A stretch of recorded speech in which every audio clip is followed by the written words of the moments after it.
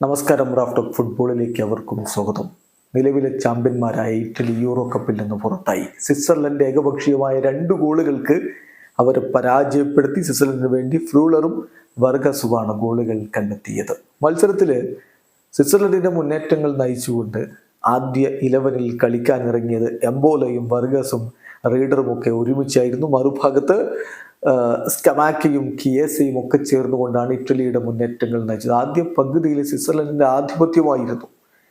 ഇറ്റലിക്ക് പ്രത്യേകിച്ചൊന്നും ചെയ്യാൻ കഴിഞ്ഞിരുന്നില്ല എന്നതാണ് യാഥാർത്ഥ്യം. 37ാമത്തെ മിനിറ്റില് വർഗസിന്റെ അസിസ്റ്റിൽ നിന്ന് ഫ്രീളർ സ്വിറ്റ്സർലൻഡിന്റെ മുന്നിലെത്തിച്ചു. ആദ്യ പകുതി അവസാനിക്കുമ്പോൾ ഏകപക്ഷീയമായ 1 ഗോളിന് സ്വിറ്റ്സർലൻഡ് മുന്നിലായിരുന്നു. രണ്ടാം പകുതിയുടെ തുടക്കത്തിൽ തന്നെ വർഗസിന്റെ കിടിലൻ ഗോൾ വന്നു. 2-0 ലീഡ്. പിന്നെ ഇറ്റലി തിരിച്ചടിക്കാനുള്ള ശ്രമങ്ങളൊക്കെ നടത്തിയെങ്കിലും അതൊന്നും ഫലവത്താവാതെ വന്നതോടെ 2-0 തകർപ്പൻ ജയം തന്നെ സ്വന്തമാക്കിക്കൊണ്ട് സ്വിറ്റ്സർലൻഡ് ഇതാ യൂറോ കപ്പിന്റെ ക്വാർട്ടർ ഫൈനലിലേക്ക് കടന്നുപോയിരിക്കുന്നു. നിലവിലെ ചാമ്പ്യന്മാരായ ഇറ്റലി യൂറോ കപ്പിൽ നിന്ന് പുറത്തായിരിക്കുന്നു. വീഡിയോ അവസാനിക്കുന്നു. ഫുട്ബോൾ ലോകത്തെ കൂടുതൽ വിശേഷങ്ങളുമായി റാഫ്റ്റോക്സ് വീണ്ടും എത്താം.